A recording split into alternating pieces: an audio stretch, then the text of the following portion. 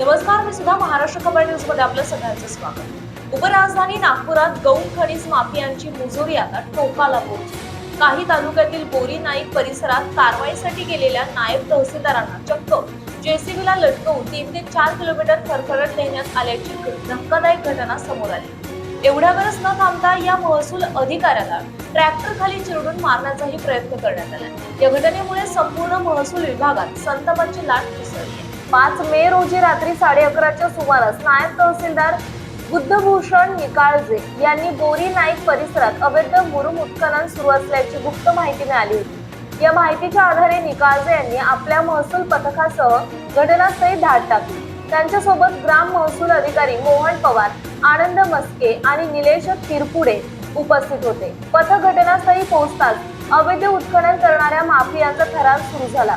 एका माफियाने थेट निकाळजे यांच्या अंगावर ट्रॅक्टर घालण्याचा प्रयत्न केला।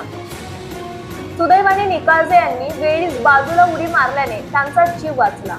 या धांदलीत ट्रॅक्टर चालक तिथून पसार झाला। पथकाने तिथे उभे असलेले जेसीबी अडवण्याचा प्रयत्न केला, मात्र चालक मयूर थोटे याने जेसीबीचा वेग वाढवून पळून जाण्याचा प्रयत्न केला। त्याला थांबवण्यासाठी नायब तहसीलदार निकाळजे धावत्या जेसीबीवर चढले, मात्र निर्दयी चालकाने त्यांना लटकलेल्या अवस्थेतच 4 किलोमीटर पर्यंत फरफरत नेले। निकाळजे खाली पडावेत आणि त्यांचा मृत्यू व्हावा या हेतूने चालकाने मुद्दाम जेसीबी काटेरी झुडपातून नेला। या भीषण प्रकारात निकाळजे यांचा शर्ट फाटला असून त्यांच्या हाताला गंभीर जखमा झाल्या।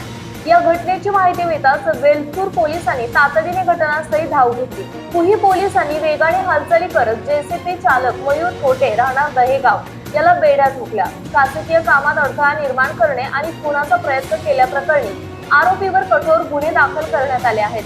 माफियांच्या या वाढत्या उन्मादामुळे आता अधिकाऱ्यांच्या सुरक्षिततेचा प्रश्न पुन्हा एकदा गंभीर झालाय। अशा गुन्हेगारांवर प्रशासन काय कठोर पावलं उचलणार याकडे सर्वांचं लक्ष लागले आहे।